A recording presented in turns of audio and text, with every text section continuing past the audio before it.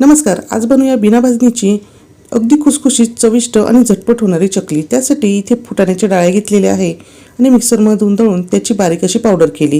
ही powder चाळणीने चाळून घ्यायची आहे आणि पुन्हा आता आपण ही पावडर मोजणार आहोत। तर अर्धा कप एवढी ही पावडर आहे। आता एका ताटामध्ये 2 कप एवढे तांदळाचे पीठ घ्यायचे आहे, अर्धा कप फुटाण्याच्या डाळ्यांची पावडर घालून घ्यायची आहे आणि आता काही मसाले घालणार आहोत। त्यामध्ये चिमूटभर हळद घालायची आहे, चिमूटभर यामध्ये हिंग घालायचं आहे, 3 चमचे लाल मिरची पावडर घालायची आहे, त्यातच 1 चमचा आपल्याला धने पावडर घालायची आहे, अर्धा चमचा जिरे पावडर आणि 1 चमचा इथे घालायचा आहे ओवा। सर्वात शेवटी चवीनुसार मीठ घालायचे आहे आणि आता आपल्याला हे सर्व व्यवस्थित मिक्स करून घ्यायचे आहे। यातच आपण 2 चमचे तीळ सुद्धा घालणार आहोत। मसाल्यांबरोबर जरी इथे तीळ घालायची राहिली तरी मी ती पुढे घालून घेतलेली आहे। 2.5 टेबलस्पून इथे कडकडीत तेलाचे मोहन घातलेले आहे आणि ते पिठाबरोबर व्यवस्थित मिक्स केलेले आहे। आता गरम पाण्याने आपल्याला हे पीठ घट्टसर भिजवून घ्यायचे आहे।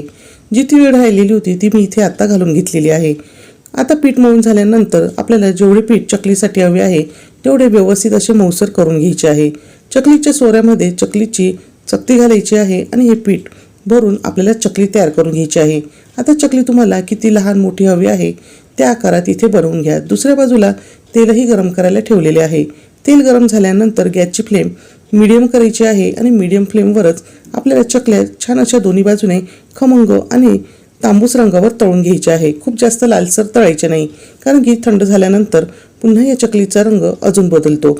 या चकलीचा डिटेल व्हिडिओ चॅनलवर आहे, तो सुद्धा नक्की बघा। आणि इथे आपली चविष्ट खुसखुशीत अजिबात तेलकट न होणारी चकली तयार आहे। तुम्ही सुद्धा बनवून बघा आणि कमेंट करून नक्की सांगा।